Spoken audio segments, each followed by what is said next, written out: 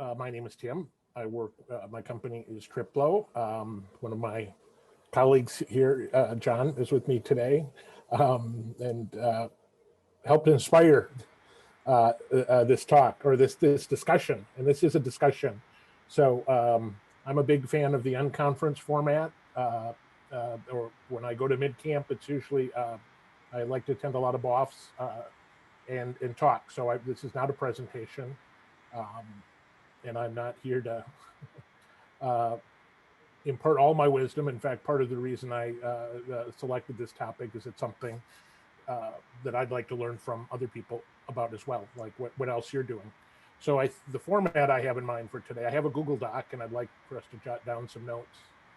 But the format I have in mind is for us to really introduce ourselves, talk a little bit about maybe what if to the extent that you're willing and or have ways of doing it, to share your own current processes for planning projects and or questions if you have them.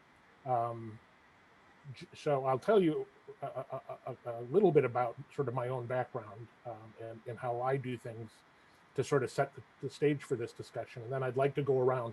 And again, the intent for this is to be very interactive and for people to participate. If you don't want to, that's fine. But I'd like to hear from as many people as possible. I have been doing Drupal and now I do a lot of Backdrop as well. If anybody has questions about Backdrop, ask me later. But I still do Drupal and have been doing Drupal for almost 10 years now.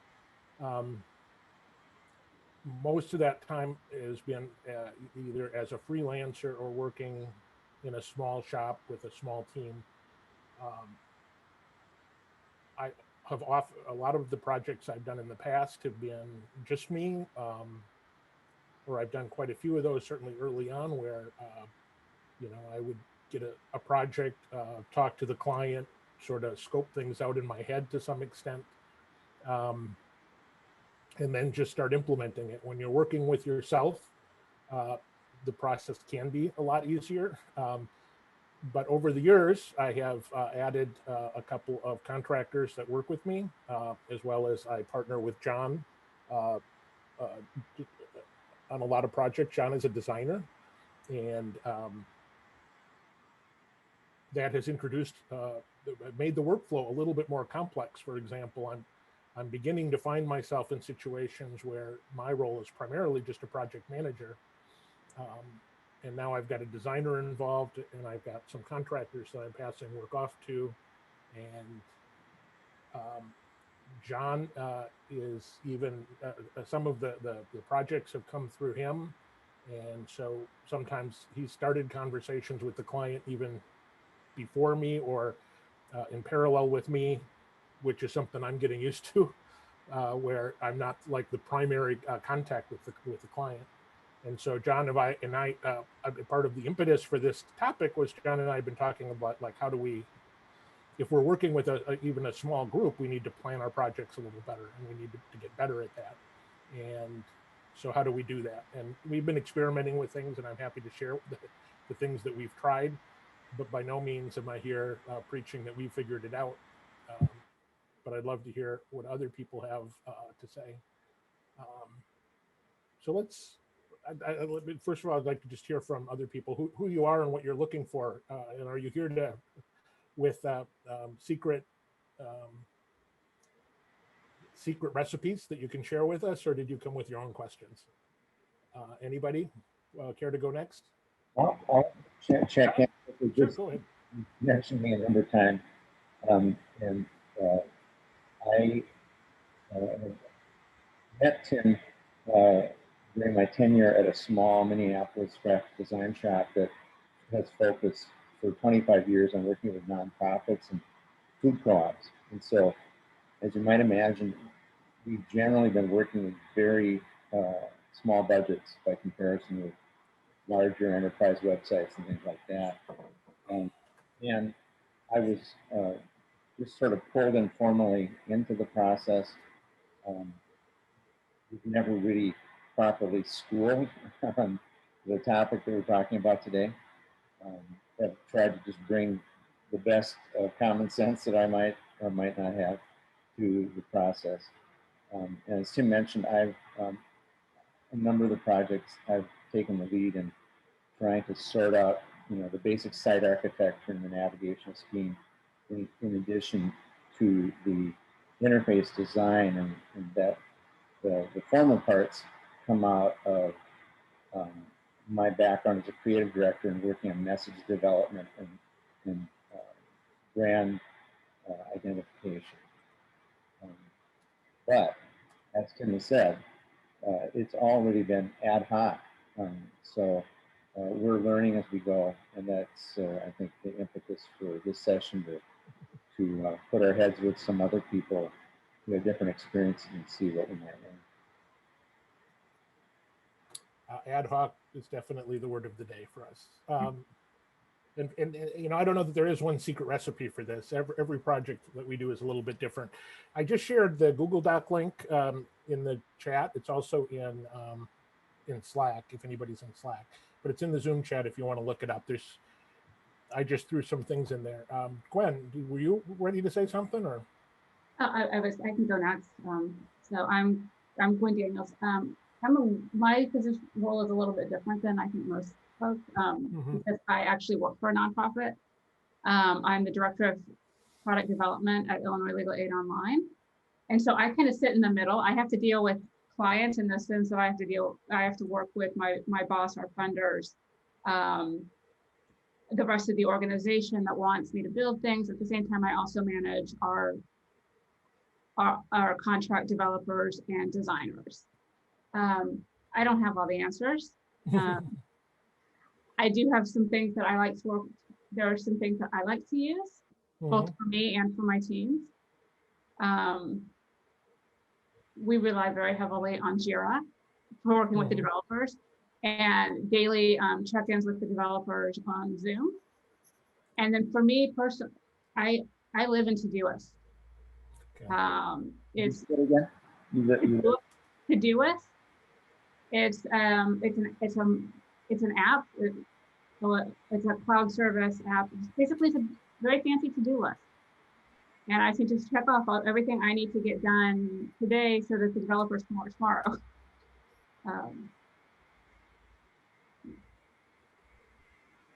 Okay. So you said you have daily Zoom meetings? Yep. With your developers?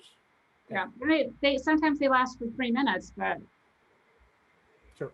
It's a good way to make sure that they're doing what I need them to do.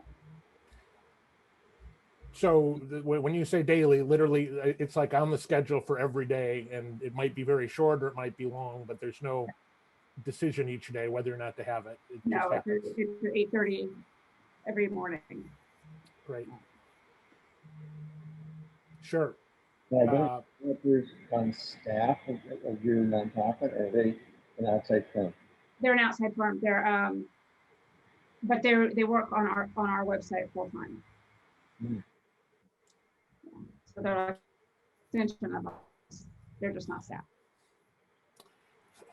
Well, I want to welcome Blaine and anybody else who just joined us. We're having a discussion here, and we're just kind of going around and talking a little bit about who we are and what our how it is that we plan projects, what tools and techniques we use. Does anybody else want to go next? I can jump in here. Sure, Matt.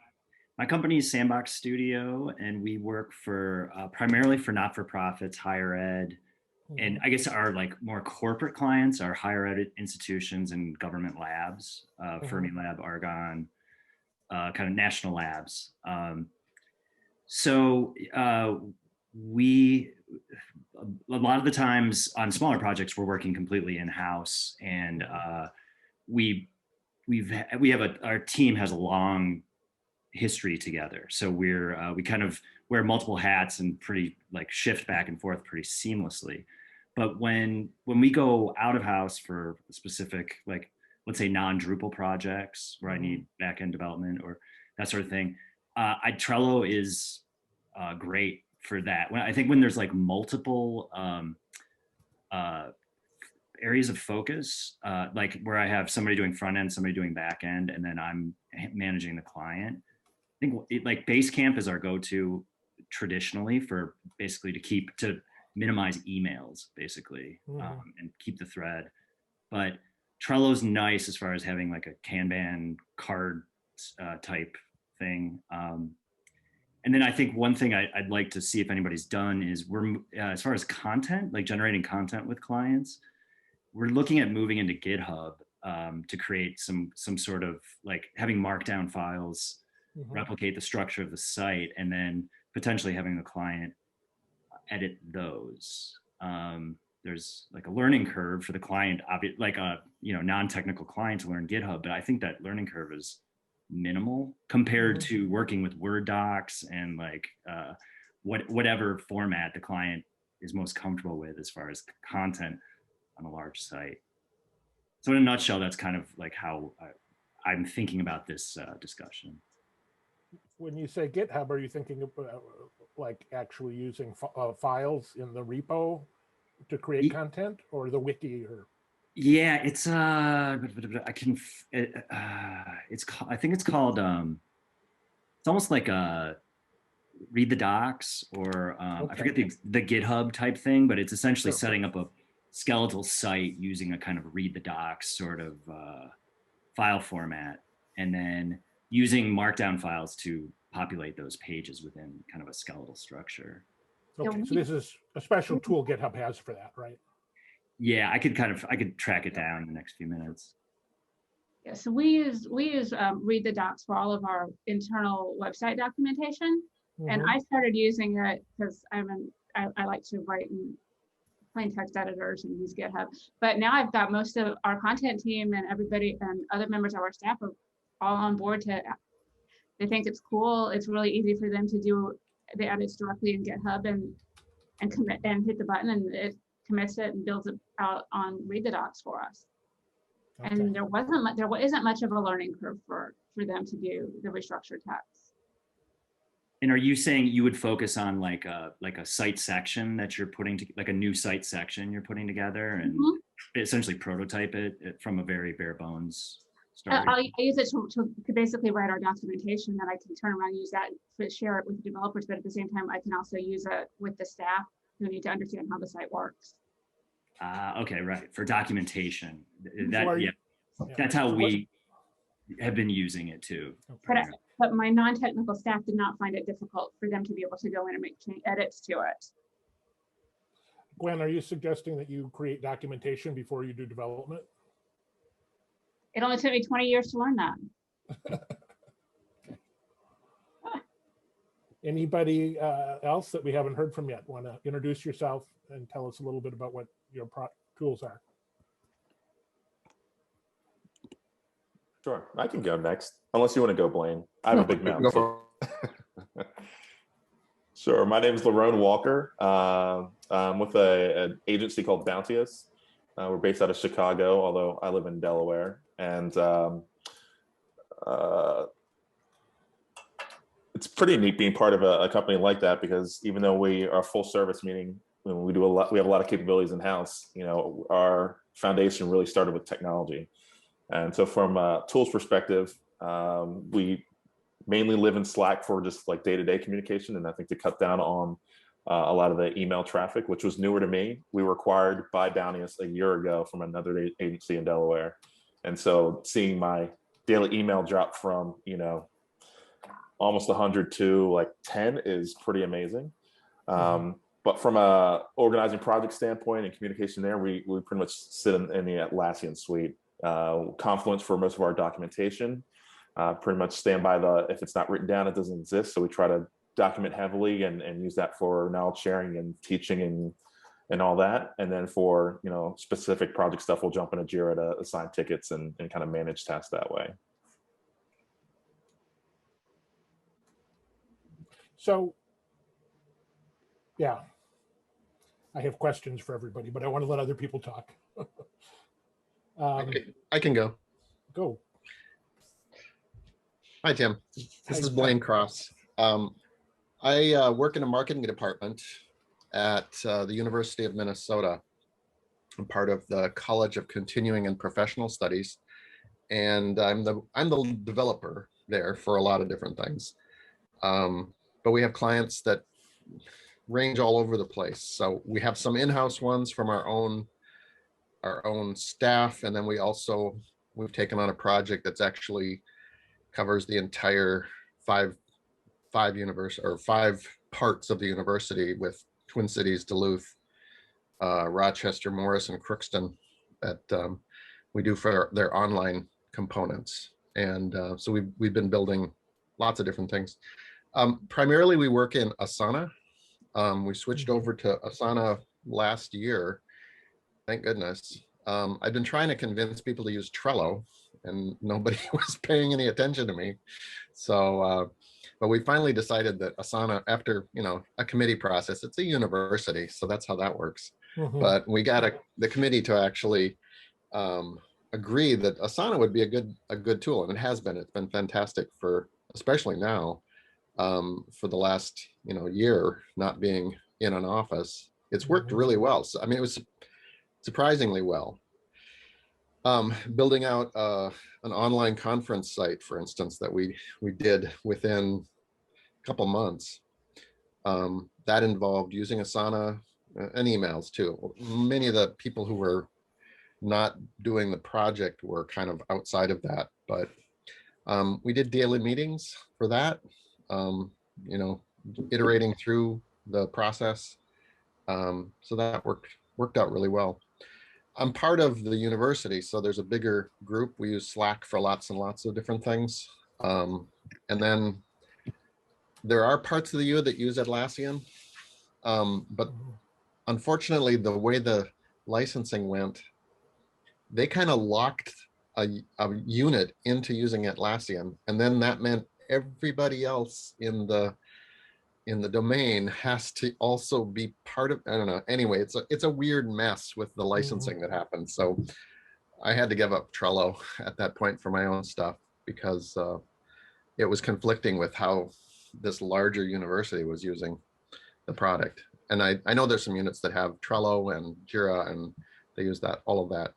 We've been finding though that our process works beautifully, because we can reduce emails and we can keep everybody, especially managers, can stay involved with everything, even multiple projects. And we do things that are not just web-based. There's some print projects that get involved with this. Video production can be brought into that as well, and a number of different things like that. Blaine, can you say you were enthusiastic about Asana? What is it about Asana that you like? It was better than what we had before. I mean, we were using a portion of Salesforce. Don't ask me why. That is supposed to help you with project management, and it really that was like one of the worst experiences of project management I have ever dealt with. It was so awful. It meant I had a shadow system in order to be able to make sense out of what was coming out of Salesforce, as far as I was concerned. Anyway, I mean, Salesforce is great for what it can do, but it's not a project management or task management system in any way, shape, or form. So now Asana gives us some aspects of, doesn't exactly have Kanban kind of things. There's a way to set it up that way. It's very flexible. It's fast. That's one thing I really like about it. Trello can be too, but and others that I've looked at. I've used Basecamp before. I've used a couple other things on different projects, but Asana is, well, and it's across all my devices. So I have it on, my phone. I have it on a tablet. I can keep track of things anywhere I am. It does the basics that you need for keeping track of things. My only regret is that it's being used as a reporting tool to some degree too, so they can keep track of what projects are going on, where, and how money gets divided out. So from my perspective, it's become more complicated just in terms of naming conventions and things like that. But I knew that was going to happen. That's how my unit works. They like to name things and subdivide them, and that can be a little bit of a problem. if I was doing it myself, it would be a lot simpler.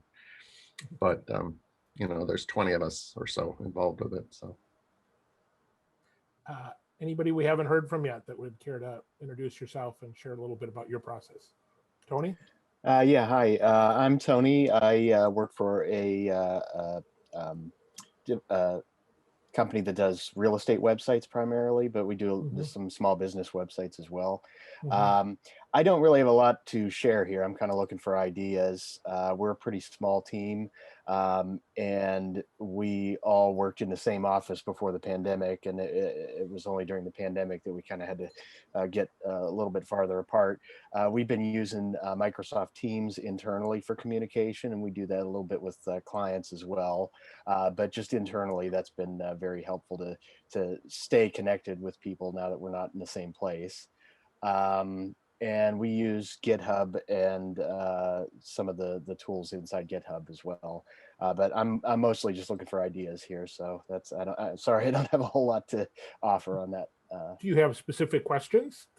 Not really. I'm just looking for ideas. We could always do a little better than what we're doing in terms of keeping projects on track. So I'm just kind of trying to get information wherever I can.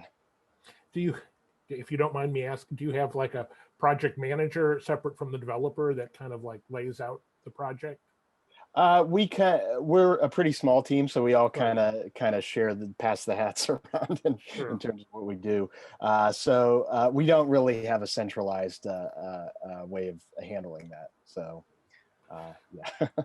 One of my questions as I move from your style, which is just sort of in my head or with conversations with a colleague, just approaching things one at a time, is now I'm getting in a situation where I need to plan this out better.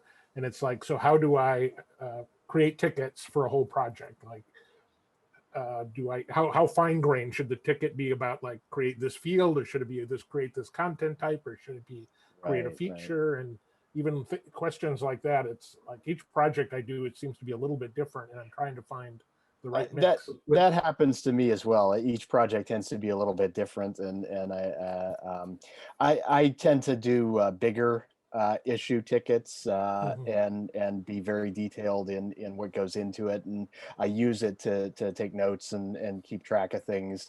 So I keep a lot of detailed notes in those things, and I use the issue tracker in GitHub because I can connect it to actual code commits and things like that, and the pull requests as well to keep groups of code changes logically together. That's mostly what we do to try to keep track of all that stuff. But you're just like you, every project tends to be a little bit different, and we refine it as we go, and sometimes we do whatever the opposite of refining it is. Sure. Yeah. Okay. In our unit, we do have a project manager who is involved with most things, although the problem can be that sometimes they're not as familiar with all the technical side of things. So you have to sometimes just say, okay, I need this kind of a project set put together. What we've been doing though with Asana is using the templating tool that it has in it and creating a template for different kinds of projects, so that you have, like, we have some that, there's going to be a dozen different steps that are probably going to happen in a project, and you can create a template that has that set of steps, not filled out with anything else. And then all you have to do is just copy that out, turn that into the new project, and then you've got essentially the whole set of tasks in order, or in one place that you'll need as you go forward. And that saves an incredible amount of time and thinking process. Then you can plug in the new tasks, new parts of the project that you need very easily. But having that template really has made a lot of difference for how we do stuff. Okay, there's a couple, we're getting some questions in the chat, but I'd like to see if anybody else wanted to jump in and introduce yourselves first and to share anything. I'm going to mention some names, but you don't have to. Michael, May, John. Yeah. Michael, I can jump on. okay. So I'm a front-end developer for a company that primarily uses Drupal, and then I also run a business where we manage WordPress sites. Mhm. So I get kind of both worlds, more so the larger team piece and then the smaller team. And I learned that for smaller projects, Notion is a huge help for me. I don't know if anyone has ever used Notion, but it's kind of like every single efficiency tool that you could think of wrapped up into one program, and you can create pages and tables and all this stuff and kind of make your own efficiency tool. And I've learned that using that between my own business and also day to day at work as a front end developer has helped me a lot. It kind of helps fill in the gaps there where typically there's a lot of misses because you forget or you didn't write it down or you know didn't send out that email, which kind of helps keep everything glued together pretty tightly. At least for me, it does. But in terms of like tools, at my day to day, we use Jira, which is pretty standard. And then for my business, we typically interface with um, what other clients are using. So a lot of it's Trello or smaller little things that people find on the internet. But Trello is a big one that we use day to day with other clients. Okay, thank you. Anybody else want to jump in? Does anybody else use Notion? Michael had asked about that earlier. This is a new one for me. I haven't heard of it before, so I'll have to take a look. One of a question I have, does anybody have clients or stakeholders in their projects use the project management tool? Or is that all internal? Our client, our stakeholders, I believe they use it just to look at where tickets are, typically where they're just moving around at and see status. But I believe that's as far as they go. Okay. Yeah. Similarly, we'll have it depends. Like is always the answer, right? But we'll have clients for the projects where they are involved in the stand-ups, just so they have like a daily check-in to see how things are running and where things are, and then we'll try to schedule a demo after about every couple of weeks too, where we can show outside of the tickets, real working code. I think that helps put a lot of people at ease that maybe don't understand the specifics of what's happening in a stand-up or when you're reading Jira tickets, but they can tell when the homepage is put together or the footer has been updated, all that. So one of the client, go ahead, John. I'm really, I don't know that I even qualify as a novice. So what does stand-up refer to? Sure. Again, it may depend, but for a lot of our projects, we'll try to schedule 15 minutes every morning where everybody who's working on the project can just give a quick update as to like what you worked on yesterday, what you're working on today, and if there's anything that's blocking you from moving forward. And that's just a quick way. Sometimes you realize, wow, this person doesn't have access to the repo. Like that could be a blocker that you may not notice until days into the project. And you find that out hopefully at the first day by having meetings like that. And we try to keep them to 15 minutes so that they're short. You're not going into detail. It's just a quick update. Yeah. This is a comment. We've thrown around a lot of terms. If there's anybody else that has any terms that you'd like explained, please ask. Because there has been quite a bit of jargon. One of the things that John and I have been, so a lot of our projects right now are with small nonprofits. Usually we're dealing with one or two people in the organization. Projects are lasting 2 or 3 months. And one of the questions that John and I have been debating a little bit or experimenting with is like, at what point to start showing these clients our work progress, because the risk, especially at this level, if showing them things too soon and then they sort of panic because they don't understand that where things are at.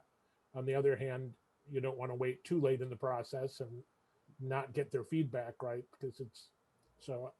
Does anybody have any insights on like when you how frequently you engage and sort of show progress to clients, or things that really didn't work that you want to cautionary tales? Nothing to add there.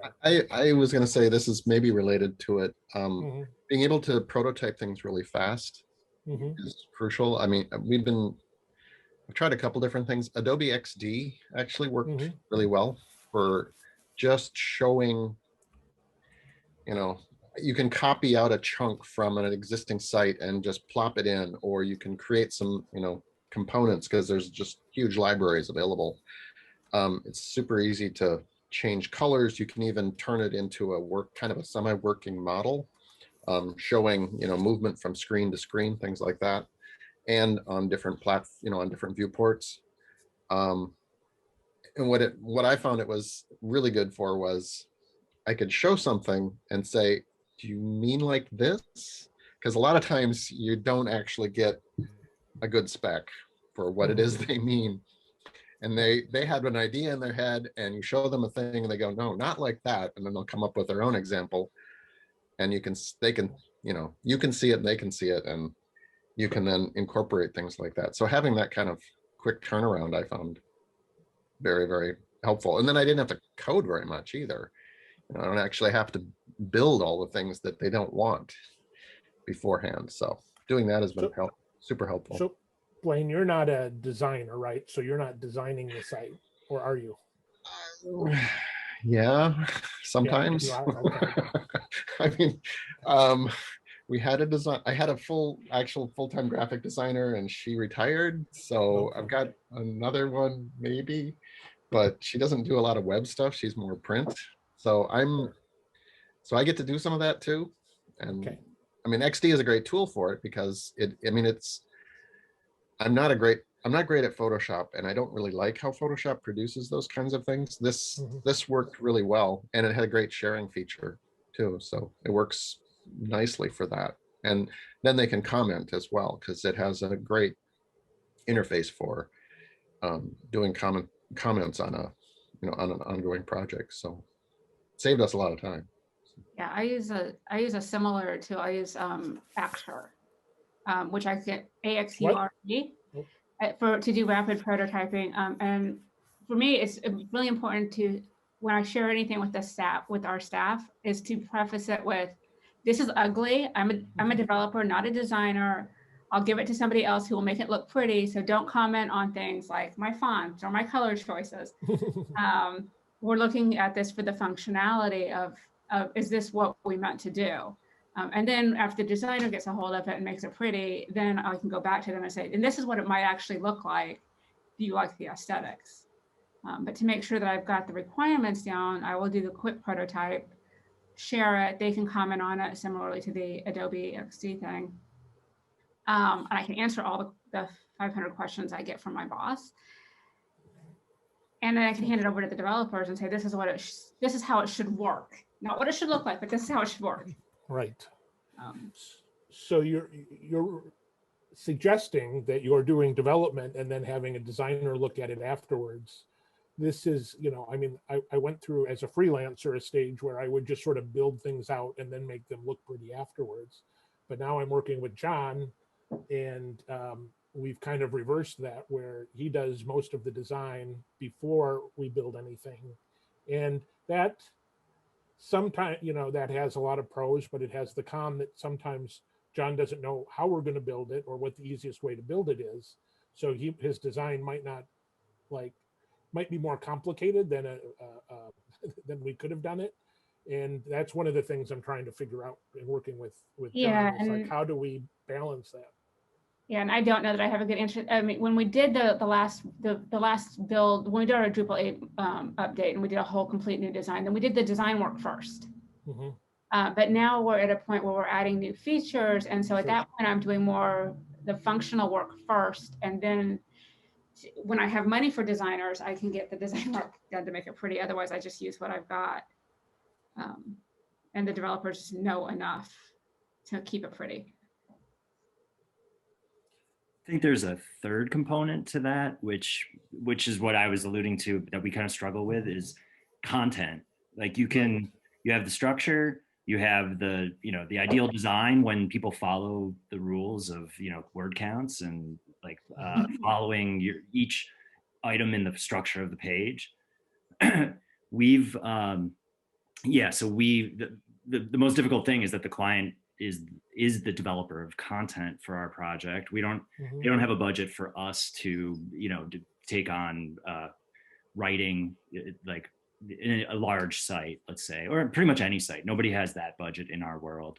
So we do gray box wireframes as to get like the feel of going through the site, so we can actually I've requested it a while ago, and we finally got, it took us like 5 years to get it done, but we can do gray box wireframes in Drupal now, which is just it's really fast for my designer to put together. And then the sequence of pages, the interaction can be experienced, which we were just running into, so they would commit to something. If we couldn't do that, they would commit to something, we'd deliver it, and they're like, nah, that doesn't work the way we thought. There's that thing. So I would say content, though. I wonder if anybody has issues related to content that way, where you can do the engineering, you can do the design, but then when you actually put the real content in, they manage to blow it up. Mm-hmm. Right. We try to push for content as early as possible, and I'm not claiming that this is solved, because even though we'll put in a kind of planning guide, we need content by this date, just about every project blows it. But where it is helpful, I think to everybody's point, is if we're prototyping something, we are trying to use real content or content that could look like this. And so you're skipping that big reveal where maybe you mocked up something that's perfect and has the perfect word length and text wraps the best way ever, and then you drop the real content in there and it just looks ridiculous. And Laurent, are you saying 100% of the time the client holds up the content? Yeah. That's what I tell clients. Yes. I was like, we will most likely not be the reason this doesn't launch on time. Bill, oh, go ahead. Sorry, go ahead, John. What is Graybox? Is that a platform for developing wireframe? It's just an approach where we would say we can just very quickly block in a 3-column, 2-column image followed by text. We just have some kind of foundational components. We're building a page component by component, and those components tend to follow conventions. So we have maybe a toolbox of 20 components or something, or maybe it's more than that. So it's gray box because the text isn't text. It's just gray, it's gray lines filling in space, or just the resolution is that you can visually detect the resolution is lo-fi. So the client can say, oh yeah, this is the page. I understand the content that we had talked about is all there, but nothing's really there, Sure. Thanks. Mm-hmm. I think I need to have content in order to make things, maybe not at the very first stage, but really soon in. So that's one of the things we really have been trying to get our users to understand, that we've got to have a lot of content. We've got to have really good examples, because a piece I just did, in fact, I was making course tiles out of data that we were importing into the system, and they had more sections than I thought they were going to have. So I built it with, okay, we'll have 4 sections probably. That's the max number of sections any course would have. No, 8, 10, they just keep pushing in.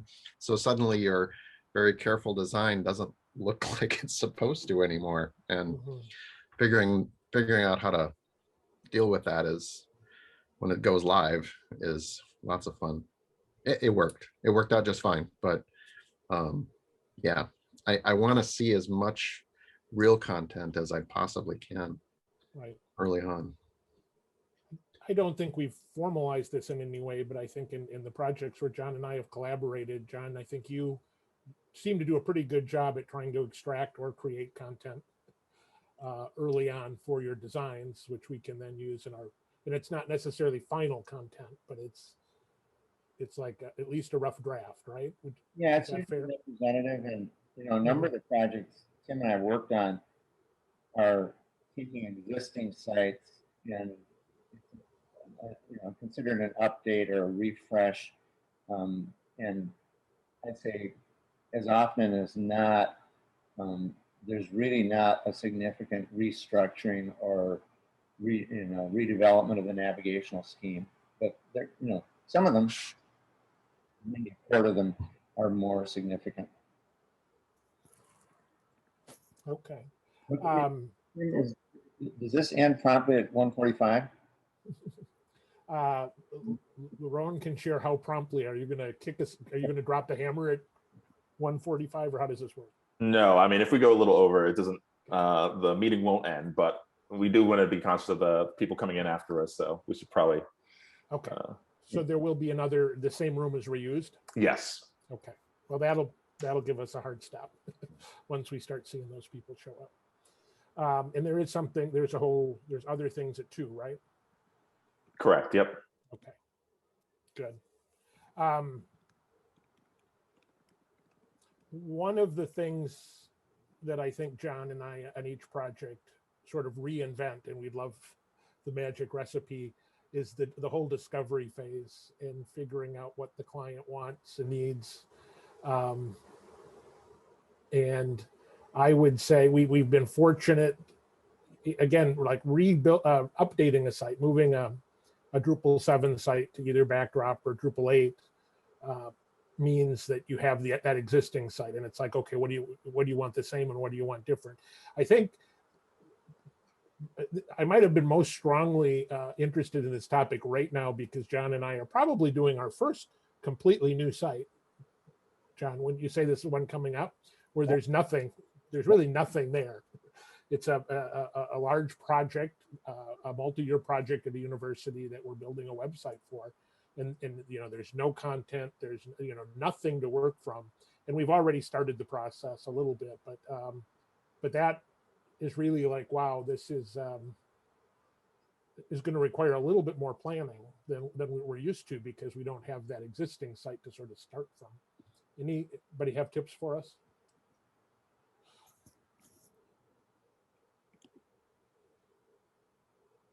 No, you're all struggling with the same problem.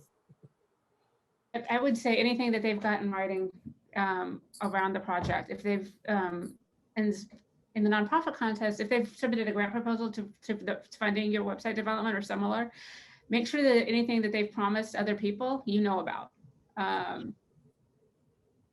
Yeah, so any internal documents that they have that they can share with you.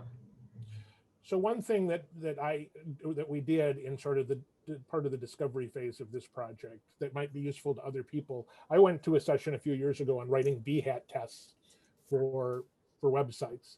And BHAT tests are like human readable tests that say things like user logs in and pushes the order button, right? And you can write a test like that. And at some point during that presentation, it might have been at Midcamp, the presenter said, even if we never implement these tests, just the process of writing them is a great process early on. And I have one client that I've used BHAT tests with, but on multiple projects, especially if it's a site where there's multiple roles and people logging in, I pretend like I'm writing my BHAT tests. Like these are all the things an unauthenticated user should be able to do X. A site editor should be able to do Y. A site editor should be able to do, and I write out those tests. And I find that to be one helpful way of communicating with the client and setting expectations, and something that we can come back to at the end of the project and say, well, these are the tests, and this might be very similar to user stories, right? Does anybody use user stories with clients? Okay. So any other ideas about how you do that part, setting really clear expectations with clients? I mean, mock-ups, we've talked about that. That's a big one, right? But mock-ups don't capture some of the, especially internal or the editorial features, right? There are some project management, like project plan. You look at like a project plan document that you might find. There's some kind of like open source versions of that aren't free, but they're open source. Right. I got my hands on one of those, and it just was super eye-opening about every way that you should be pinning a client down compared to how many ways we're pinning a client down. Like essentially anywhere we're not matching the super doc, we're exposing ourselves to being accountable for making changes later on the project, or anywhere like having to readjust expectations with the client. We did. We also, with really large projects, we'll do RACI charts. What charts? Oh, RACI, responsible, accountable, consulted, and informed, so that it delegates responsibility across the development team, the external stakeholders, and the internal project management team of who is responsible for what decisions, who is expected to implement those decisions, and who just gets to know about it, but doesn't really get a lot of input. Okay. Yeah, I think that's really helpful. We still don't implement that very well, but you can have like in an organization, you could have 50 people mentioned in that document probably. Yeah. Ben, what was the C in RACI? Consulted. Thank you. Yeah, I'll put it in the Google Doc. Thank you. I think one other thing that may be helpful is, we try to outline our assumptions in a lot of detail ahead of time too, with what we're not going to do. So there's a lot of alignment on these are the tasks we're agreeing that you're paying us to do, but also assumptions on what we're clearly not going to do has saved us a number of times. No, we're not going to migrate 1 million records of A, B, and C out of your proprietary system, right. Or if it's included, here's a scope for that. That can make or break a project. Sure. Not to be the party pooper here, but I believe the next host is going to sign in about 1 minute. So we probably have maybe a minute or two left for this discussion. Yeah, well, does anybody have any other final questions or insights they want to share?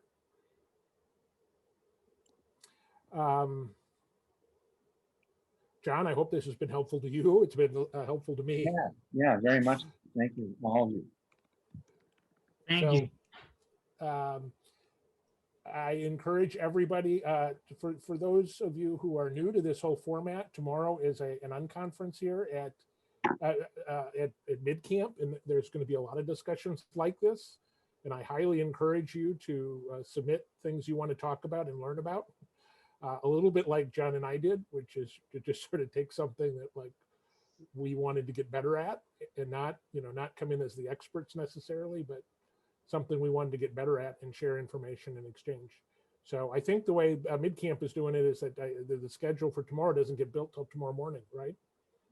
But I think there is a place where you can submit ideas today and look at other ideas that other people have submitted. But I love this format, and I love that you guys were all willing to share your experiences and tools, and hope that this was helpful to other people. So thank you.